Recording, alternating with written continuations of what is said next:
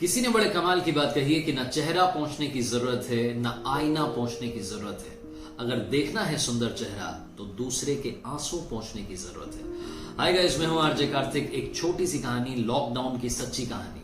Lockdown के announce होने से पहले ही कुछ सोसाइटीज में मेड्स का आना, कुक का आना बंद कर दिया गया था। दिल्ली एनसीआर के पास में एक पॉश सोसाइटी में कपल रहता था अपने बच्चे के साथ में, और जब मार्च में ये कोरोना वायरस का खतरा बढ़ रहा था हिंदुस्तान में, तो इनकी सोसाइटी में भी मेड्स का आना, कुक का आना बंद हो चुका था। तो एक दिन ये नाश्ते की टेबल पर पति पत्नी बात कर रहे थे। पति ने बोला कि मुझे लगता है कि हमें अपनी मेड का, अपने कुक का आना तो हमने बंद कर दिया, लेकिन इनका जो पैसा है ये रोक देना चाहिए। इस महीने इन्हें उतना ही पैसा देना चाहिए जितने दिन के लिए आए हैं। तो पत्नी ने बोला कि आपका आइडिया सही नहीं है, हमें ऐसा नहीं करना चाहिए।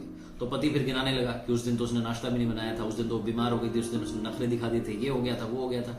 अपने नौकरों की कमी बताने लगा और जस्टिफाई करने लगा कि हमें उनके पैसे काट लेने चाहिए। ये दोनों पति पत्नी उन नौकरों को, एक मेड और एक कुक को, अच्छी खासी तनख्वाह दे रहे थे, क्योंकि खुद भी अच्छा खासा कमा रहे थे तो उनको भी अच्छा खासा पैसा दे रहे थे।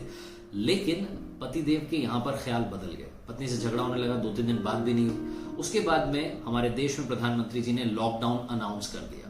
लॉकडाउन अनाउंस हुआ तो मालूम चला कि 14 अप्रैल तक सब कुछ बंद रहेगा। पति ने फिर से अपनी पत्नी से कहा कि अब तो 14 अप्रैल तक सब बंद रहने वाला है। अब तो हमें उन्हें ना तो अप्रैल की तनख्वाह देनी चाहिए और ना मार्च के पैसे देने चाहिए, हमें पैसे रोक लेने चाहिए। पत्नी विरोध करती, लेकिन कोई बात समझ में नहीं आई पति को। ये मामला चलता 14 अप्रैल तक चला आया। लॉकडाउन जो पहला वाला था वो खत्म हो गया और 14 अप्रैल को एक बार फिर से अनाउंसमेंट हुई कि अब लॉकडाउन 2.0 आ रहा है, यानी कि अब 3 मई तक सब कुछ बंद रहने वाला है। और जहां ये बात सामने आई तो कुछ कंपनीज ने अपने फैसले बदलने का सोचा। तो जिस कंपनी में काम कर रहे थे पति पत्नी, उस कंपनी से इनके पास में एक मेल आती है और उसमें लिखा होता है कि पहले क्वार्टर की 25% सैलरी आपकी रोक ली जाएगी, काटी नहीं जाएगी, सिर्फ रोक ली जाएगी।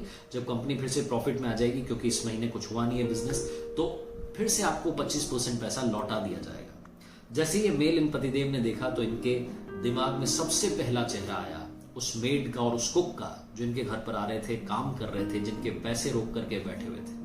पता नहीं कैसे इनकी आंखों में आंसू आ गए और उन्होंने चुपचाप से कोने में जाकर के, बीवी को नहीं बताया, जाकर के वहां कॉल लगाया अपने मेड को, अपने कुक को, और बोला कि आपके सारे पैसे मैं दे दूंगा, आपके अप्रैल की सैलरी भी दे दूंगा, मई की सैलरी भी दे दूंगा, आप चिंता मत करना, कुछ भी बात हो मुझे आप कॉल कर लेना।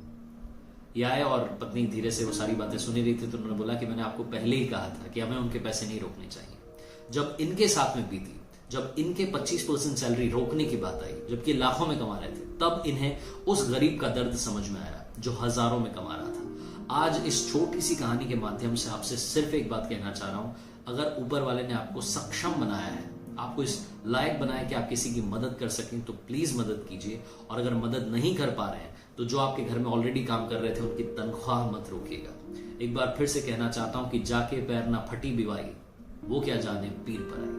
वो जिसके साथ नहीं बीतती उसको दर्द समझ में नहीं आता, इसलिए उस दर्द को समझने की कोशिश कीजिए, इससे पहले कि वो दर्द आपके साथ बीत जाए। एक बार फिर से कहूंगा, मेहनत कीजिए, हौसला रखिए, कुछ ना कुछ नया सीखते रहिए, और हाँ, कर दिखाओ कुछ ऐसा कि दुनिया करना चाहे आपके जैसा।